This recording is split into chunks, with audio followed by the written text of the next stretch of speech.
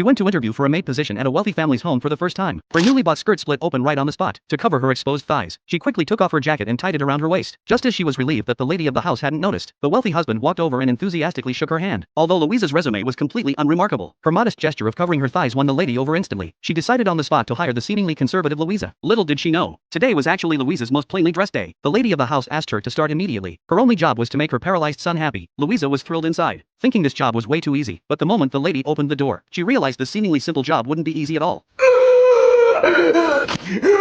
Will let out a piercing scream that genuinely scared Louisa, but he quickly stopped and sharply pointed out, "Your skirt is split." Will's rudeness completely embarrassed her. That's when she realized Will's earlier outburst was all an act, although she felt resistant inside. Who could afford to turn down good money? However, the next day Will suddenly fell seriously ill. She thought it was just another prank, but when the caregiver removed Will's clothes to help him cool down, Louisa noticed scars on his wrists from cutting. She couldn't understand why someone with millions in assets would do such a thing. Not until she accidentally overheard an argument between Will's parents did. She finally learned that Will planned to end his life through assisted suicide in 6 months. His father chose to understand and support his son's decision, but his mother was strongly against it. He's my son! Yes, he's my son too! It's his choice. This is what he wants. You know how much pain he's in. He gave me 6 months. We can still persuade him. And you think the pretty waitress is going to do that?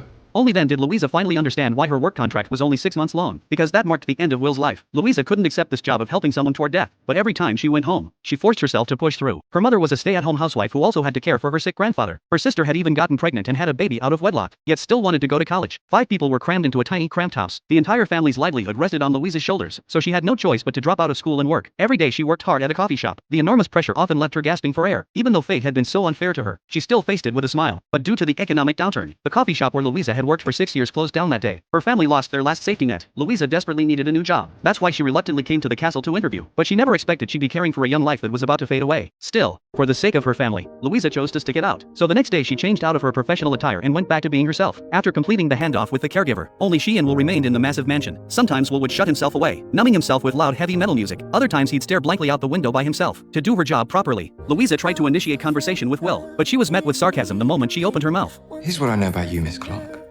My mother says you're chatty.